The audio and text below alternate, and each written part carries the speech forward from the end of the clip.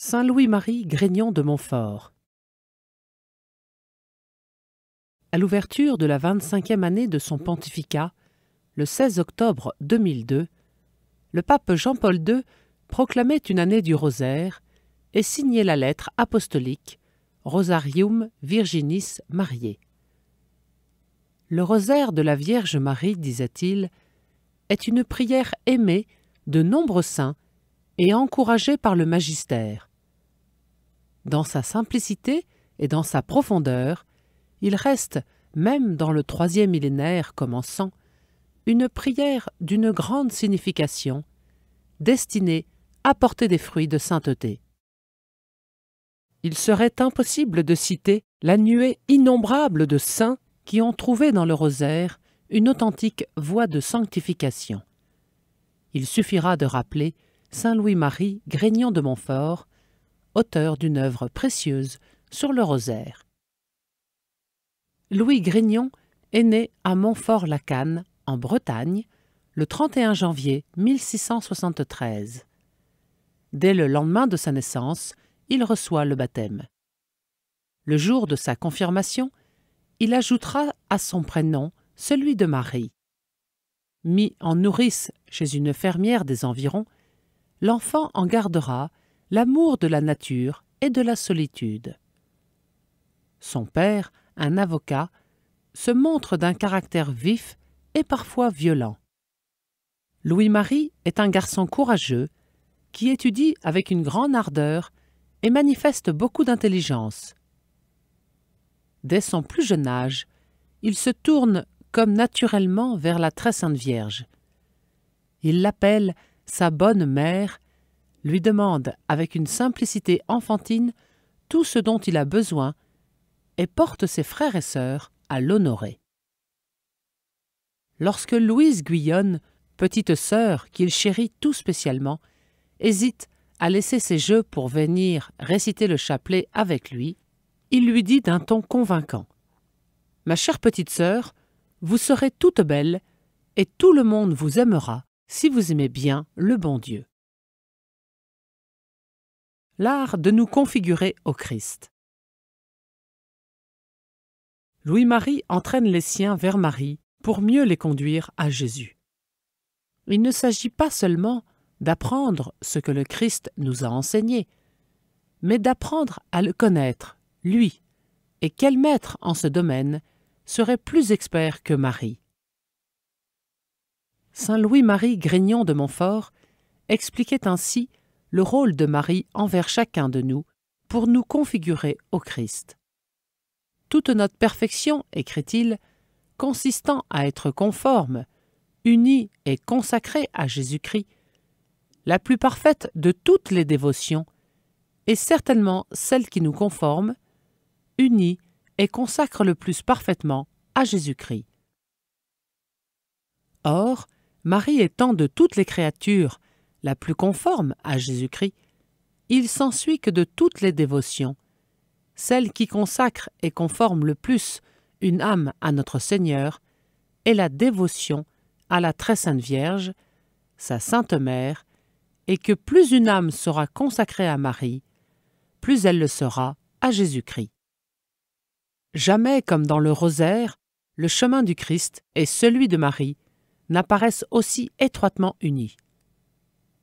Marie ne vit que dans le Christ et en fonction du Christ. Si la répétition de l'Ave Maria s'adresse directement à Marie, en définitive, avec elle et par elle, c'est à Jésus que s'adresse l'acte d'amour. À l'âge de 12 ans, Louis-Marie entre au collège des Jésuites à Rennes. Bientôt, le jeune homme se place en tête de sa classe. Il manifeste un goût et un talent particulier pour la peinture. Guidé par un prêtre pieux, il va, en compagnie d'autres élèves, visiter les malades, leur apportant le meilleur de son cœur. Il leur lit et commente un passage d'Évangile, puis les entretiens de la Sainte Vierge. Au collège de Rennes, il se fait 2 vrais amis, Jean-Baptiste Blin, qui écrira plus tard sa vie, et Claude Pouillard-Desplaces, futur fondateur de la Congrégation des Pères du Saint-Esprit. Louis-Marie désire devenir prêtre. Il subit parfois de violentes scènes de la part de son père, qui a d'autres projets sur lui. Mais sa douceur finit par l'emporter, et à l'âge de 20 ans, il part à pied pour le séminaire Saint-Sulpice à Paris. En route, il donne à des malheureux tout ce qu'il possède, puis fait vœu de ne jamais rien posséder. À Paris, on l'accueille d'abord dans un séminaire établi pour les séminaristes pauvres. Ses résultats sont excellents. Pendant les récréations, il se mêle à la joie de tous, s'appliquant à réjouir ses confrères par une conversation gaie et amusante. Avec l'aval de son supérieur, il s'adonne à toutes sortes de pénitences, mais sa santé ne résiste pas et une grave maladie le terrasse. Rétabli, il achève ses études au séminaire Saint-Sulpice et forme une petite association dont les membres se vouent spécialement à Notre-Dame. Lors d'un pèlerinage à Chartres, Louis-Marie passe une journée en oraison devant la statue de Notre-Dame sous terre. C'est à l'école de la Sainte Vierge, et spécialement en récitant le rosaire, que notre saint a appris à prier et à contempler. Le rosaire se situe dans la meilleure et dans la plus pure tradition de la contemplation chrétienne, écrivait le pape Jean-Paul II. C'est à partir de l'expérience de Marie que le rosaire est une prière nettement contemplative. Privé de cette dimension, il en serait dénaturé, et comme le soulignait Paul VI, sans la contemplation, le rosaire est un corps sans âme, et sa récitation court le danger de devenir une répétition mécanique de formules. Par nature, la récitation du rosaire exige que le rythme soit calme, que l'on prenne son temps, afin que la personne qui s'y livre puisse mieux méditer les mystères de la vie du Seigneur, vus à travers le cœur de celle qui fut la plus proche du Seigneur. Une lumière pour le monde. Par la contemplation des mystères du rosaire, Louis-Marie acquiert une familiarité toute simple avec Jésus et Marie. De même que deux amis qui se retrouvent souvent ensemble finissent par se ressembler jusque dans leur manière de vivre. De même, nous aussi, en parlant familièrement avec Jésus et avec la Vierge, par la méditation des mystères du rosaire, et en formant ensemble une même vie par la communion, nous pouvons devenir, autant que notre bassesse le permet, semblables à eux et apprendre par leurs exemples sublimes à vivre de manière humble, pauvre, cachée, patiente et parfaite. Citation du bienheureux Bartolo Longo. Pour que le rosaire favorise une connaissance plus complète de la vie du Christ, le Saint-Père suggère d'y insérer, en plus des 15 mystères habituels, une série de mystères concernant la vie publique de Jésus, mystères appelés lumineux, car le Christ est la lumière du monde. Ce sont le baptême au Jourdain, les noces de Cana, l'annonce du royaume de Dieu avec l'appel à la conversion, la transfiguration et l'institution de la Sainte Eucharistie. Ordonné prêtre à l'âge de 27 ans, le 5 juin 1700, Louis-Marie célèbre sa première messe dans l'église Saint-Sulpice, à l'autel de la Sainte Vierge. Puis il part avec un prêtre de Nantes qui a groupé quelques confrères en vue de prêcher des missions de village en village. Après avoir œuvré un certain temps avec eux, il se met à la disposition de l'évêque de Poitiers. Accueilli d'abord à l'hôpital de la ville pour y servir les pauvres, il étonne les malheureux par sa profonde piété. Voyant sa charité à leur égard, ceux-ci demandent à l'évêque de nommer leur nouveau bienfaiteur aumônier de l'hôpital. Louis-Marie écrira « L'hôpital pour lequel on me destine est une maison de trouble, où la paix ne règne point, et une maison de pauvreté, où le bien spirituel et temporel manque. En peu de mois, d'un dévouement à toute épreuve, et malgré la vive opposition de personnes influentes, ainsi que de quelques pauvres de l'hôpital qui ne veulent pas des réformes, Louis-Marie remet de l'ordre dans sa maison. Son activité s'étend aussi bien aux besoins matériels de ses protégés, pour lesquels il organise des quêtes en ville, qu'à leurs biens spirituels.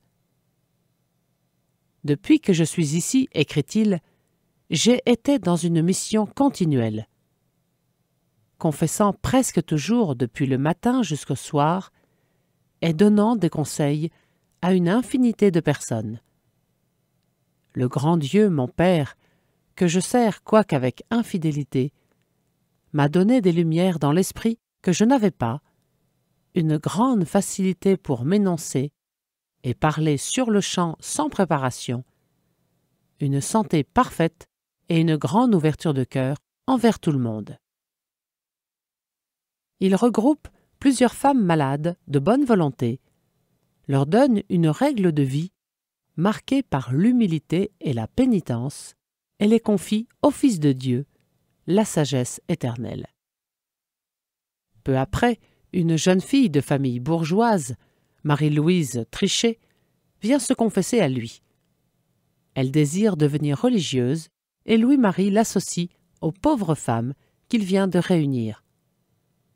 Le 2 février 1703, il lui donne un habit religieux qui en fait la risée de tous.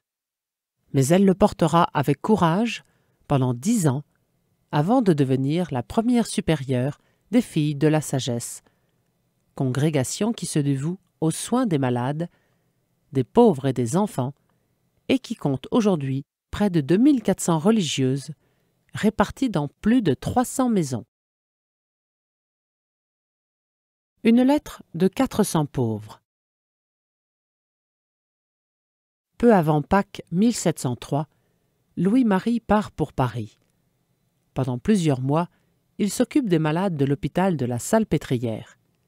Puis, congédié par l'administration de l'hôpital, il reste dans la capitale, profitant de sa solitude pour intensifier son union à Dieu. Il laisse déborder son cœur dans les pages ardentes qui prendront pour titre « L'amour de la sagesse éternelle ». En 1704, arrive de Poitiers, au supérieur du séminaire Saint-Sulpice, à Paris, une lettre étonnante qui commence ainsi.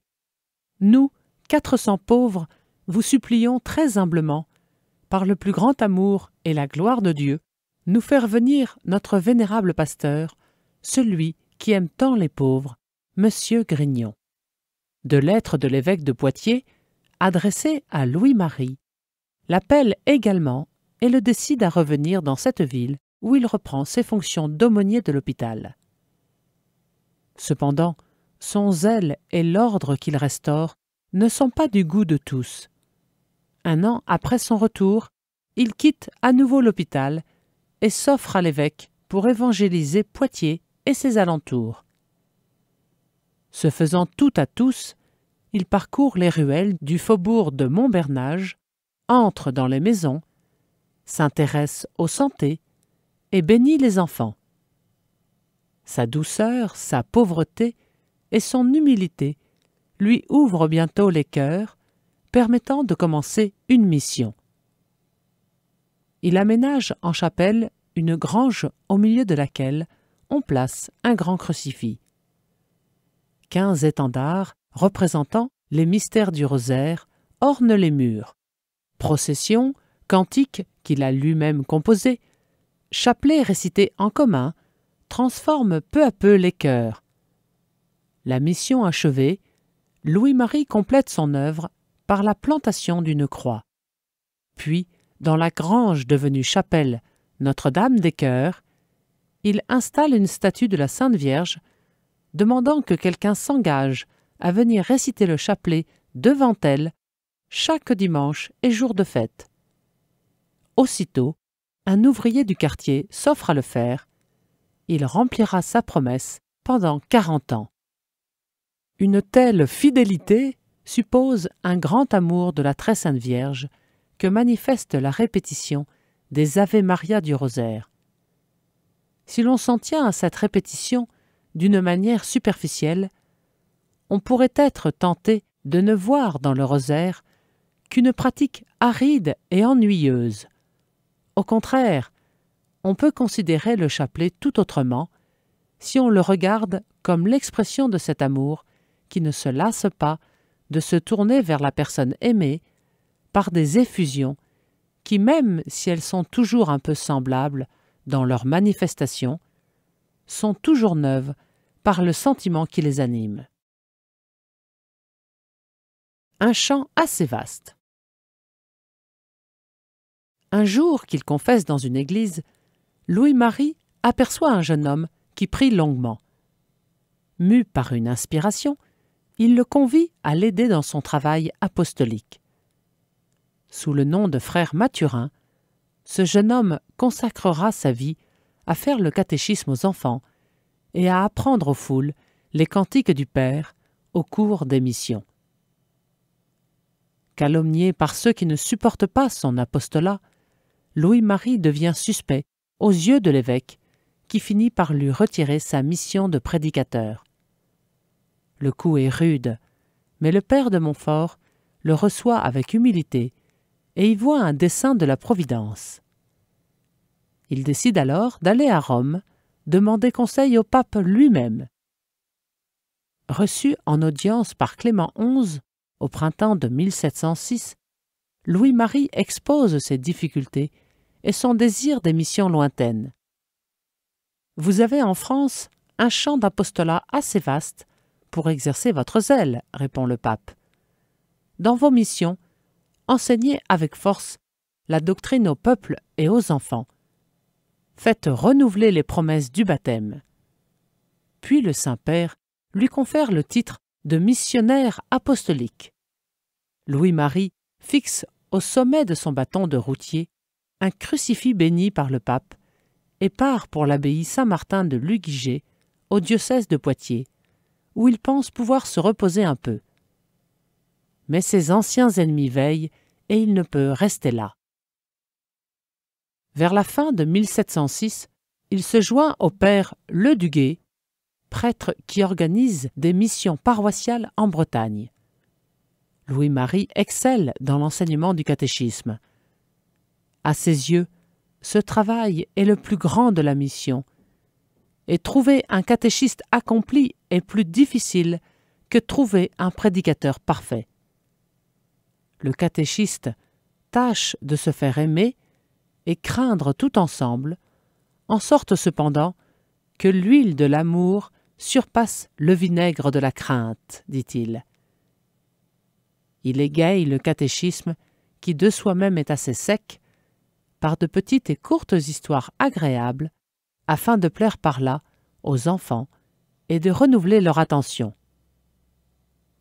Pour mieux faire apprendre la doctrine chrétienne, Louis-Marie la met en vers et la fait chanter sur des airs connus.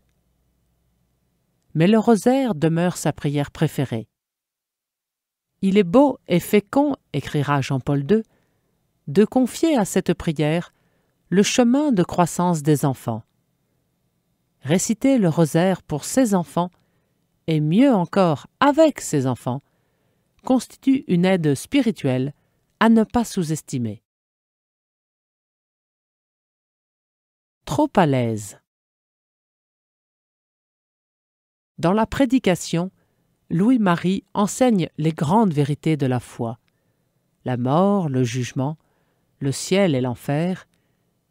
Il dénonce les vices et péchés, puis exhorte à la contrition et à la confiance dans la miséricorde divine. Il fait renouveler les promesses du baptême et confère les sacrements de la pénitence et de l'Eucharistie.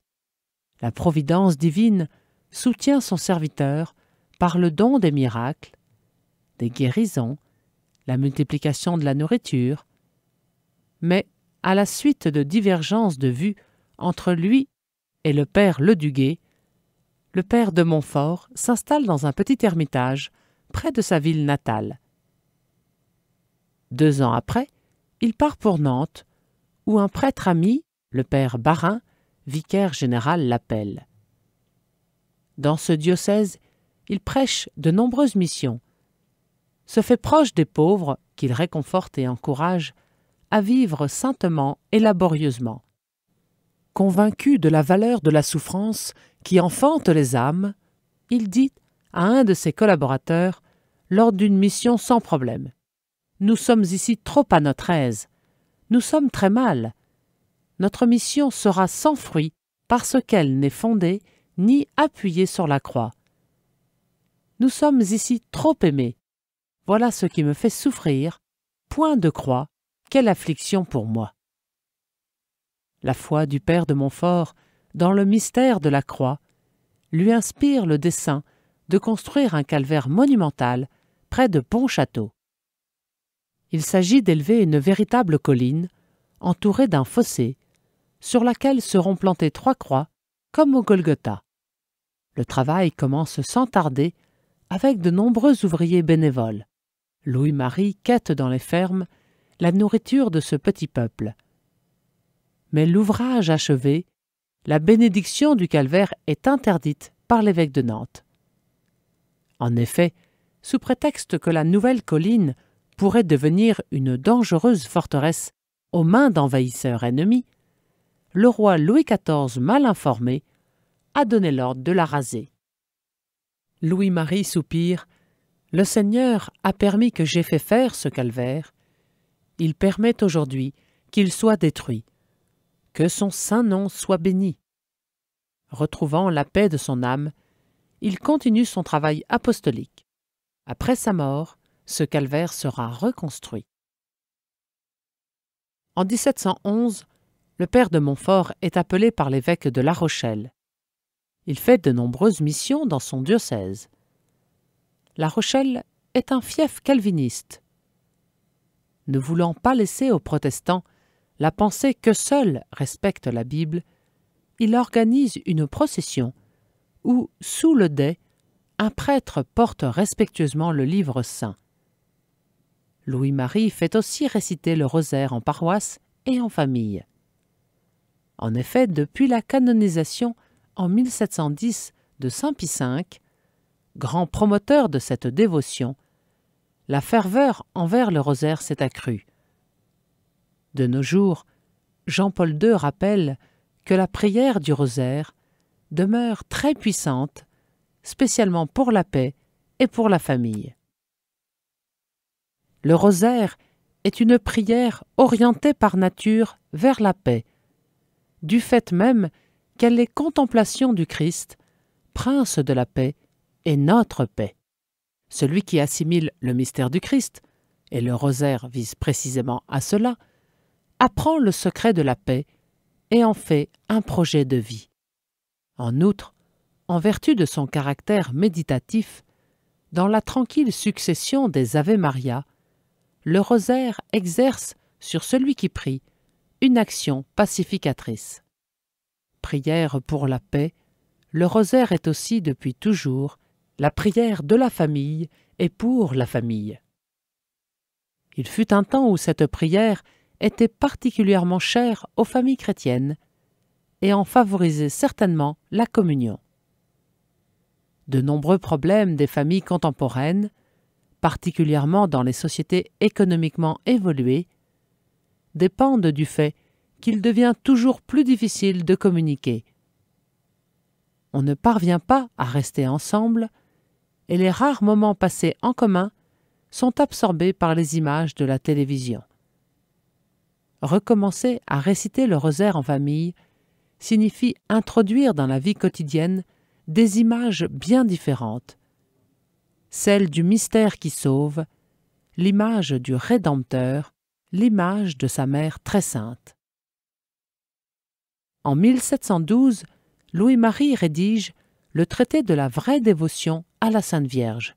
« J'ai mis la main à la plume, écrira-t-il, pour écrire sur le papier ce que j'ai enseigné avec fruit en public et en particulier dans mes missions, pendant bien des années. Dans ces pages, le saint montre que la grâce du baptême appelle une totale consécration à Jésus-Christ, qui ne saurait être parfaite sans une totale consécration à Marie. L'opposition janséniste empêche le père de Montfort de publier son traité, qui ne verra le jour qu'en 1843, soit plus d'un siècle après sa mort. Allons en paradis. Louis-Marie a le souci de l'instruction des enfants et il crée de petites écoles gratuites dans les villages. En 1715, il met au point les règles des filles de la sagesse. Quant aux missions, il est aidé par 4 frères, mais aucun prêtre ne la rejoint d'une manière stable. Un jour, rencontrant un jeune prêtre, à moitié paralysé, René Mulot, il le fixe dans les yeux et lui dit « Suivez-moi ». Étonné mais conquis, le père Mulot se met à sa suite. Il deviendra, après la mort du père de Montfort, le premier supérieur général de ces familles religieuses. Au début d'avril 1716, Louis-Marie se rend à Saint-Laurent-sur-Sèvre pour y prêcher une mission. Il se dépense selon son habitude, mais ses forces déclinent et bientôt il est épuisé. Après un dernier sermon où il parle de la douceur de Jésus, avec des accents qui bouleversent son auditoire, il doit s'aliter. On lui administre les derniers sacrements. Réunissant ses dernières forces, il chante « Allons, mes chers amis, allons en paradis. Quoi qu'on gagne en ces lieux, le paradis vaut mieux. » Il tient dans ses mains un crucifix et une statuette de la Sainte Vierge. Le 28 avril, à l'âge de 43 ans, il rend son âme à Dieu. Avec Louis-Marie, tournons-nous avec confiance vers Marie en récitant le rosaire. Une prière aussi facile et en même temps aussi riche mérite vraiment d'être redécouverte par la communauté chrétienne, affirme le pape. Je me tourne vers vous, frères et sœurs de toutes conditions, vers vous, famille chrétienne, vers vous, malades et personnes âgées, vers vous, les jeunes. Reprenez avec confiance le chapelet entre vos mains, le redécouvrant à la lumière de l'Écriture, en harmonie avec la liturgie, dans le cadre de votre vie quotidienne.